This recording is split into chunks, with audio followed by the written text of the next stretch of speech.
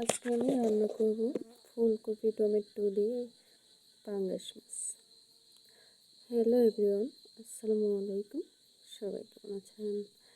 আমিও ভালো আছি আপনাদের দোয়ায়। আমি এখন মাছ ভাজতেছি তেলে, আর এখনই রান্নাটা বসিয়ে দিব। মাছ ভাজা হয়ে গেছে আমার। এখন তরকারিটা রান্না করার জন্য আমি তেল, পেঁয়াজ, কাঁচামরিচ দিয়ে বসিয়ে দিলাম রান্নাটা। রসুন বাটা দিয়ে দিলাম। রসুন বাটা দিয়ে আমি একটু মশলাটা কষিয়ে নিব। আর নতুন ফুলকপি দিয়ে টমেটোর ঝোল মাছ রান্না করব। অনেকে বলবে যে নতুন ফুলকপি কি? আমরা যে সবজিটা সর্বপ্রথম বের হয় নামে, বাজারের মধ্যে নামে, ওটাকে আমরা নতুন সবজি রূপে বলি। এখন দিয়ে দিচ্ছি লবণ, হলুদের গুঁড়া, মরিচের গুঁড়া একসাথে। এগুলা দিয়ে ফুলকপি আর আলুগুলো ভালো করে কষিয়ে নেব।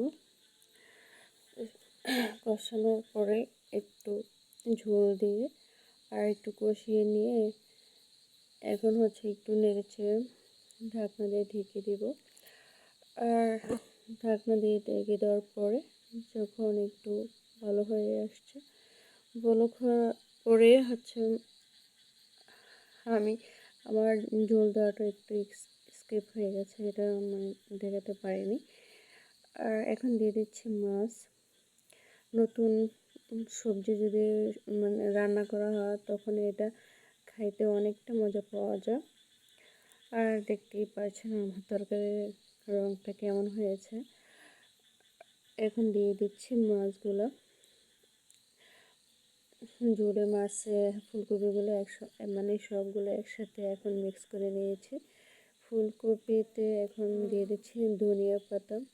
ধনিয়া পাতা দিলে অনেকটা সুন্দর একটা গ্রান আসে, খাইতে অনেকটা টেস্টি পাওয়া যায়। হয়ে গেছে আমার পাঙ্গাস মাছের ফুলকপি তরকারি ঝোল। একটু শেষ হয়ে গেছে, একটু পরে খেতে বসবো। সবাই ভালো থাকবেন, সুস্থ থাকবেন, শুভকামনা সবার জন্য।